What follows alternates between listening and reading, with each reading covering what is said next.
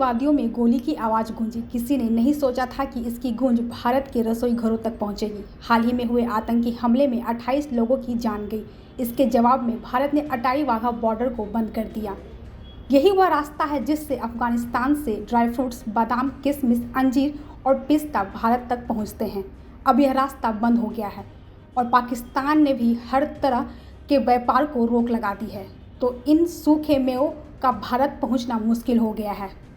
इस वर्ष भारत ने अफगानिस्तान से करीब $358 मिलियन के ड्राई फ्रूट्स आयात किए थे, लेकिन अब अफगानी काफिले वापस लौटने को मजबूर है। व्यापारियों का कहना है कि इससे बाजार में सूखे मेवों की भारी कमी आ सकती है, जिससे महंगाई भी बढ़ेगी। कुछ व्यापारियों का कहना है कि पहले भी भारत और पाकिस्तान के बीच तनाव की स्थिति में व्यापार प्रभावित हुआ था और इस बार यदि हालात बिगड़ते हैं तो महंगाई और भी अधिक बढ़ सकती है।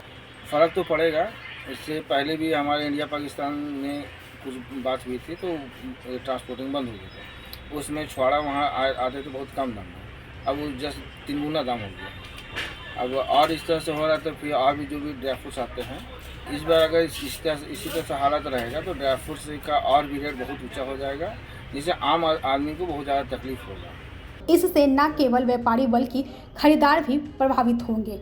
खरीदारों का कहना है कि अगर महंगाई बढ़ी तो जो सामान 200 में मिलता था वह 300 से 400 तक पहुंच सकता है। इससे आम जनता की जेब पर अतिरिक्त बोझ पड़ेगा और बाजार में नुकसान की आशंका घर आ जाएगी। जो भी हुआ आतंकी हमला, जो कि बहुत ही दुखदायी था, जो होना नहीं चाहिए, बट उसकी वजह से जो है अब आम पब्लिक को बहुत महंगाई बढ़ जाएगी ड्राई फ्रूट्स में।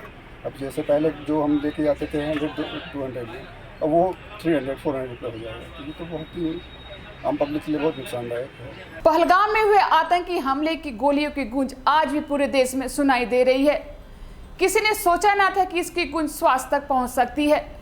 मेरा मतलब यह है कि इससे पहले भी भारत पाकिस्तान के बीच ऐसी स्थिति उत्पन्न हुई थी जिसके कारण ड्राई फ्रूट्स महंगे हो गए थे, लेकिन इस बार अगर भारत और पाकिस्तान के बीच कोई नई समस्या उत्पन्न होती है तो इसका सीधा असर व्यापारियों और खरीदारों दोनों पर पड़ेगा और इसका प्रभाव लोगों के स्वास्थ्य पर गंभीर रूप से दिखेगा।